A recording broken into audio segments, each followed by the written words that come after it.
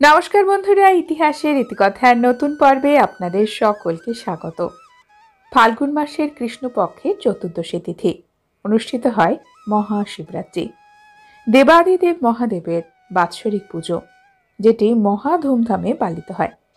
সনাতন হিন্দু ধর্মে অন্যান্য দেবী দেবতাদের পুজো যেখানে আমরা বেশিরভাগ ক্ষেত্রে দিনের বেলায় করি, মহাদেবের পুজো হয়ে থাকে রাত্রিবেলা। সারা রাত জেগে ভক্তরা মহাদেবের অর্চনা করেন, অভিষেক করেন।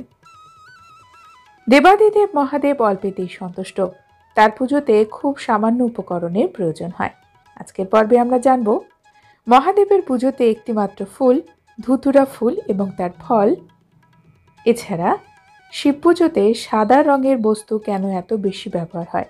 মহাদেবের পুজোতে আমরা বেশিরভাগ ক্ষেত্রেই দেখি সাদা রঙের বস্তু অর্পিত হতে, যেমন মহাদেব সাদা রঙের মিষ্টি পছন্দ করেন, সাদা ধুতুরা ফুল, আকন্দ ফুল, এই সকল বস্তু মহাদেবের পুজোতে ব্যবহার করা হয়ে থাকে। আসুন জেনে নিই আজকের পর্ব থেকে। এছাড়াও জানব শিব চতুর্দশী, মহাশিবরাত্রি আসলে কি, এই দিনের মাহাত্ম্য কি। সনাতন হিন্দু ধর্মের পঞ্জিকা অনুসারে প্রত্যেক বছর ফাল্গুন মাসের কৃষ্ণপক্ষের চতুর্দশী তিথিতে মহাশিবরাত্রি পালিত হয়, আর প্রত্যেক মাসের কৃষ্ণপক্ষের চতুর্দশী তিথিতে পালন করা হয় মাসিক শিবরাত্রি। অনেকে মহাশিবরাত্রি এবং মাসিক শিবরাত্রি গুলিয়ে ফেলেন। মহাশিবরাত্রি ফাল্গুন মাসে পালিত হয়, আর মাসিক শিবরাত্রি প্রত্যেক মাসে পালিত হয় কৃষ্ণপক্ষের চতুর্দশী তিথিতে। ধর্মীয় বিশ্বাস অনুসারে ফাল্গুন মাসের কৃষ্ণ চতুর্দশী তিথিতে ভগবান শিব দিব্য জ্যোতির্লিঙ্গ রূপে প্রথমবারের মতো আবির্ভূত হয়েছিলেন, অর্থাৎ 12টি জ্যোতির্লিঙ্গের আবির্ভাব মহাশিবরাত্রি তিথিতেই হয়। সর্বপ্রথম তিনি নিরাকার ব্রহ্ম থেকে রূপ ধারণ করেছিলেন, তা দেখে ভগবান বিষ্ণু এবং ব্রহ্মা শিবের পুজো করেন। এরপর থেকেই প্রত্যেক বছর ফাল্গুন মাসের কৃষ্ণপক্ষে মহাশিবরাত্রি পালিত হয়। শিবরাত্রি অর্থাৎ শিবের রাত, যে রাতে মহাদেবের অর্চনা করা হয়। হিন্দু পঞ্জিকার প্রতিটি তিথির নিজস্ব প্রতিনিধিত্ব রয়েছে কোনো না কোনো দেবতার। সেই রকম চতুর্দশী তিথির দেবতা হলেন মহাদেব শিব।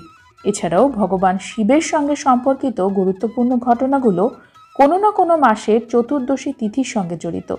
এই কারণেই তো মাসিক শিবরাত্রিতে ভগবান শিবের উপোস রাখতে বলা হয়, পুজো করতে বলা হয়। ফাল্গুন মাসের কৃষ্ণপক্ষের চতুর্দশী তিথি অর্থাৎ মহাশিবরাত্রি ব্রত যে রাতে পালিত হয়, সেই রাতটি আরও বিভিন্ন কারণে বিশেষভাবে উল্লেখযোগ্য। শিবপুরাণ অনুসারে এই রাতেই শিব সৃষ্টি, স্থিতি এবং প্রলয়ের মহা তাণ্ডব নৃত্য করেছিলেন। মহাদেবের তাণ্ডব নৃত্য এই বিশেষ রাতেই হয়। আবার এই রাতেই শিব পার্বতীর বিয়ে হয়েছিল। অন্ধকার এবং অজ্ঞতা দূর করার জন্য এই ব্রত পালন করতে হয়। অগণিত ভক্ত এই দিনে শিবলিঙ্গে গঙ্গাজল, দুধ, বেলপাতা, ফুল দিয়ে পুজো করেন। সনাতন হিন্দু ধর্মে প্রত্যেকটি দেবী এবং দেবতার পুজোর দিন রয়েছে। যেমন সপ্তাহের প্রথমে সোমবারে দেবাদিদেব মহাদেবের আরাধনা করা হয়। মহাদেব শিব, যাকে আমরা আশুতোষ বলেও ডাকি, ভোলে বাবা নামেও ডাকি, হিন্দু ধর্মের সকল দেবদেবীদের থেকে একটু আলাদা, কারণ শিব পুজোতে খুব বেশি উপকরণের প্রয়োজন হয় না। ভোলে বাবা অল্পেতেই সন্তুষ্ট হন। মহাদেবের পছন্দের বার সোমবার। এছাড়াও ফাল্গুন মাসের মহাশিবরাত্রিতে প্রত্যেক মাসে শিব চতুর্দশী প্রদোষকালে পুজো করার সময় একটি মাত্র ফুল এবং সেই গাছের ফল দিয়ে মহাদেবকে সন্তুষ্ট করতে পারবেন। রোগ, শোক, অর্থের অভাব দূর হবে। দারিদ্র যোগ থেকে মুক্ত হতে পারেন। কাল সর্পদোষ থেকেও মুক্ত হওয়া যায়। শিবপুরাণে শিব পুজোর সমস্ত ধরনের নিয়ম বলা হয়েছে এবং শিব পুজো করার জন্য যে সকল সামগ্রীর প্রয়োজন হয় তার সম্পর্কেও বিস্তারিত বর্ণনা দেওয়া হয়েছে। শিব পুজোতে বেল পাতা অপরিহার্য এবং বেল ফল, সে কথা তো আমরা সকলেই জানি। মহাদেবের পছন্দের সব থেকে কাছের ফুল যদি বলতে হয় ধুতুরা ফুলের কথা সবার প্রথমে আসে। হিন্দু ধর্মের প্রাচীন গ্রন্থ থেকে জানা যায়, সমুদ্র মন্থনের সময় দেবাদিদেব মহাদেব যখন হলাহল বিষ পান করেছিলেন, তখন মহাদেবের বুক থেকে উৎপন্ন হয়েছিল এক বিশেষ গাছ। সেই গাছটি হলো ধুতুরা গাছ। শিব পুজোতে ধুতুরার ফুল এবং ধুতুরার ফল দুটোই ব্যবহার করা হয়। একটি বিষয় খেয়াল করার মতো, মহাদেবের পুজোতে আমরা যে সকল ফুল এবং ফল ব্যবহার করি, সকল কিছুই কিন্তু ঝোপে ঝাড়ে জঙ্গলে হয় এবং সকল কিছুর মধ্যেই কিছু না কিছু বিষাক্ততা থাকে, বিষ থাকে। ধুতুরাও তার ব্যতিক্রম নয়। ধুতুরা ফল বিষাক্ত হলেও এর আয়ুর্বেদিক গুণ রয়েছে অনেক। এই ফলকে আয়ুর্বেদ অনুসারে ব্যবহার করা হয় বিভিন্ন রোগের চিকিৎসায়। সঠিক পরিমাণে ব্যবহার করলে এর চিকিৎসার ফল পাওয়া যায়। অন্যদিকে এই ফুল যদি আমরা মহাদেবের পুজোতে অর্পণ করি, দেবাদিদেব অত্যন্ত প্রসন্ন হন এবং আমাদের আশীর্বাদ করেন। অর্থের অভাব দূর হয়, যে কোনো কাজের বাধা দূর হয়।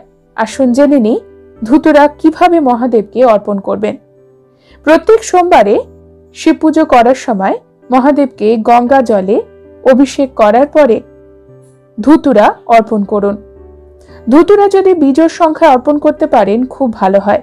সব থেকে ভালো 108টি ধুতুরার মালা যদি মহাদেবকে অর্পণ করতে পারেন, তার সাথে মহাদেবকে ধুতুরার ফলও অর্পণ করবেন।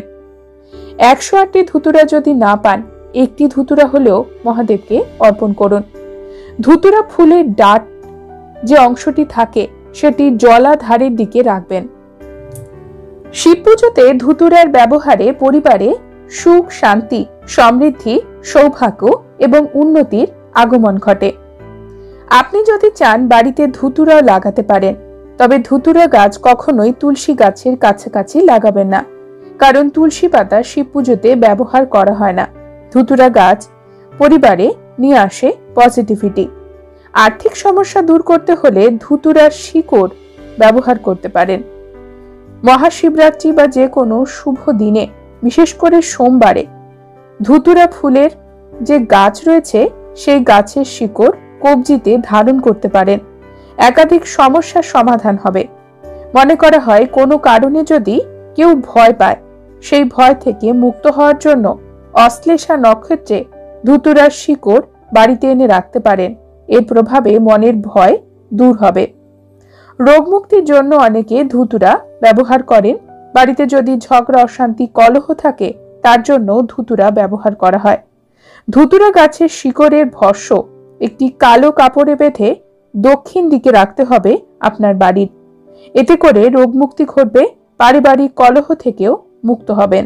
বন্ধুরা, অনেকেই আপনারা প্রশ্ন করেন, মহাদেবকে যে ফুল এবং ফল অর্পণ করা হবে সেটি পুজোর পরে আমরা কি করব? শিব পুজোর সময় মহাদেবকে যে ধুতুরা অর্পণ করবেন তা যে কোনো পবিত্র নদীতে ভাসিয়ে দিতে পারেন, কোনো জলাশয়ে ভাসিয়ে দিতে পারেন, তবে সেটি পরিষ্কার হতে হবে। এছাড়াও সেই ধুতুরা থেকে একটি বা দুটি আপনার নিজের কাছেও রাখতে পারেন। বাড়ির মূল প্রবেশদ্বারে ধুতুরা টাঙিয়ে রাখতে পারেন। ধুতুরা শুকিয়ে গেলে সেটিকে প্রবাহিত জলে ভাসিয়ে দিতে পারেন। এর প্রভাবে পরিবারের নেতিবাচক শক্তির প্রভাব দূর হবে, পরিবারের সদস্যরা উন্নতি করতে পারবে। আমাদের সনাতন হিন্দু ধর্মে দেবাদিদেব মহাদেবের পুজো আমরা প্রত্যেক সোমবারে করি। এছাড়াও প্রত্যেক মাসে হয়ে থাকে মাসিক শিবরাত্রি।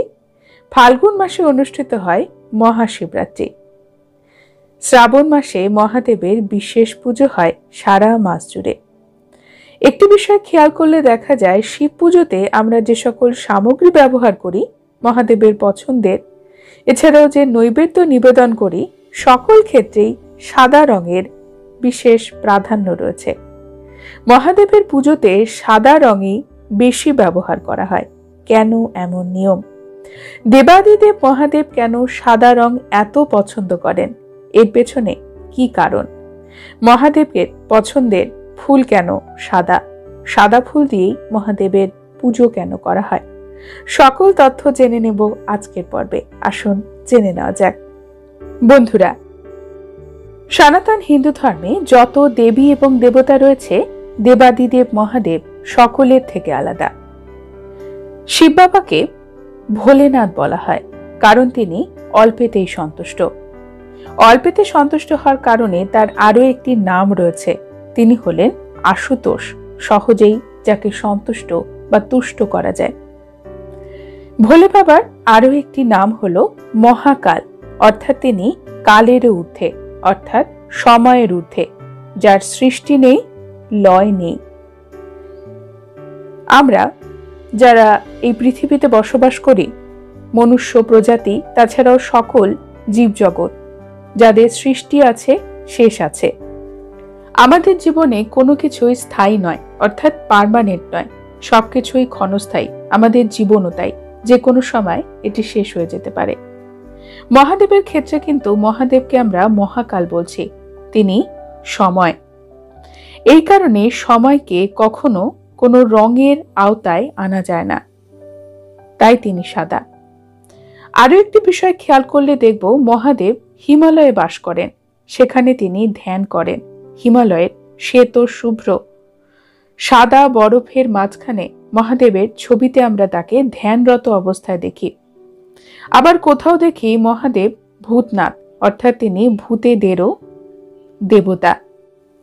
তিনি শ্মশান ভূমিতে বাস করছেন, সেখানে তিনি তার সারা গায়ে ছাই মেখে রয়েছেন। এই ছাই হলো অমরত্বের প্রতীক। জীবন মৃত্যুর এই যে চক্রের মধ্যে আমরা ঘুরপাক খাই অনবরত, তার ঊর্ধ্বে ছাই অত্যন্ত পবিত্র। দেবাদিদেব মহাদেব হলেন সন্ন্যাসী। তিনি সংসার জীবনের সঙ্গে সেভাবে যুক্ত নন, যদিও তার স্ত্রী মা পার্বতী, কিন্তু তিনি সন্ন্যাসীর মতোই জীবন ধারণ করেন। কোন রকম আড়ম্বর বা বর্ণাঢ্যতা তার মধ্যে দেখা যায় না। তিনি বাকছাল পরে থাকেন, এটি তার পরিধান। মহাদেব কোনো অলংকার পরে থাকেন না, সাপই হলো তার অলংকার। মাথায় চন্দ্রমা শোভা পায় এবং গঙ্গা মহাদেবের জটা থেকে বয়ে চলে। দেবাদিদেব মহাদেবের সঙ্গে এখানে সকল দেবতার পার্থক্য। মহাদেব সাদা রং পছন্দ করেন। সাদা হলো শান্তি প্রতীক, সাদা হলো ঔজ্জ্বল্যের প্রতীক, সাদা আরো অনেক বিষয়কে প্রতিনিধিত্ব করে। সাদা বিশুদ্ধতার প্রতীক, নির্মলতার প্রতীক, উজ্জ্বলতার প্রতীক। সাদা মনকে শান্তি দান করে। তাই শিব পুজোয় আমরা যত সামগ্রী দেখি, সকল কিছুই সাদা। সাদা মনকে শান্ত করে। মন শান্ত না হলে আমরা কিন্তু ধ্যানে মগ্ন হতে পারবো না। এই কারণে শিব পুজোতে সাদা ফুল ব্যবহার করা হয়, কাঁচা দুধ ব্যবহার করা হয়, সেটিও সাদা। সাদা মিষ্টি মিশ্রি মহাদেবের পুজোতে ব্যবহার হয়, গঙ্গা জল ব্যবহার করা হয়, ধুতুরা ফুল, সাদা চন্দনের ব্যবহার হয়। এছাড়াও মহাদেবের পুজোতে ছাইয়ের ব্যবহার হয়। সকল ক্ষেত্রেই রংহীনতা দেখা যায়, অর্থাৎ সাদা। এই কারণেই দেবাদিদেব মহাদেবের পুজোতে আমরা সাদা রঙের ব্যবহার ব্যাপকভাবে করি।